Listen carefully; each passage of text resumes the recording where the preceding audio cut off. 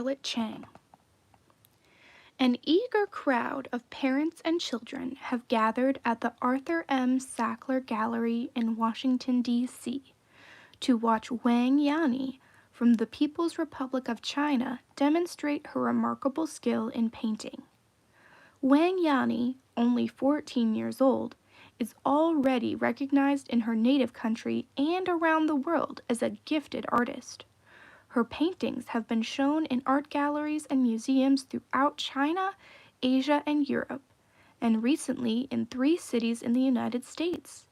For the opening of a major exhibition of her works, the Sackler Gallery has invited the young artist to visit the United States. Before she begins her demonstration, Yani closes her eyes for a moment of meditation.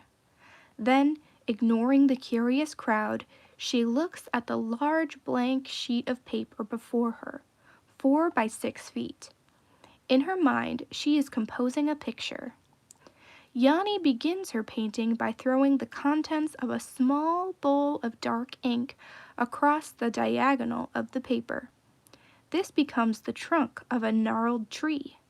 With a brush, she paints branches coming from the trunk. Circles made with pink quickly become the petals of plum blossoms. Upon a horizontal branch, she places a red face attached to a fuzzy dark body, finishing it with a curled tail. The audience laughs with delight to recognize that it is a monkey, one of Yani's favorite subjects. In a brisk 20 minutes, she is done. When asked how she feels, she says in her small whispery voice, "I feel very happy."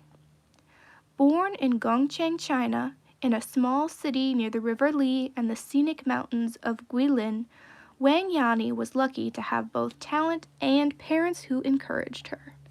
Her father, Wang Xiang, was a painter who gave up his own career to help hers. "I've learned from Yani too," he says. "I've learned about freedom of expression and about feeling young again." His daughter began drawing at the age of 2.5. When she was old enough to hold a brush, he brought her brushes, inks, and paper. Yani uses brushes made with animal hair tips and bamboo handles and applies the special watercolor inks to a very absorbent paper. These are basic materials that have been used in Chinese painting for hundreds of years. Yani likes to paint large and spontaneously, without planning in advance. Her style falls into the Chinese tradition of Zhiyi, or idea painting. Interestingly enough, she likes to listen to Western classical music when she paints. It inspires her and helps her to concentrate. The music of Ludwig van Beethoven is her favorite. When Yani was 3, she became fascinated by the rambunctious monkeys on a visit to the zoo. They made funny faces at her, they shrieked and scurried about, they played happily on their swing. Afterward, Yani often begged to go and see them again. One day, when she was 6, her father brought home a special gift, a pet monkey she named Lita. From carefully observing Lita and other real monkeys, Yani began to draw her monkeys more realistically. Before, she had drawn them with 7 fingers on each hand, but when she noticed that they really have 5 fingers, that's what she started to draw instead. You can count them too if you look at one of her pictures. Yani painted monkeys often, and she became known for them, first in her province, then eventually throughout China. Though she paints her monkeys with just a few broad strokes of the brush, those strokes capture both the anatomy and the wonderful playfulness of these lively creatures.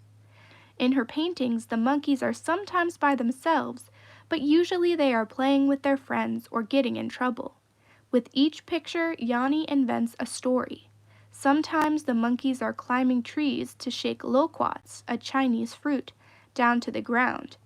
Sometimes they're dancing with blue and red butterflies or playing tug-of-war. In one work, she even shows them learning to paint with ink and brush.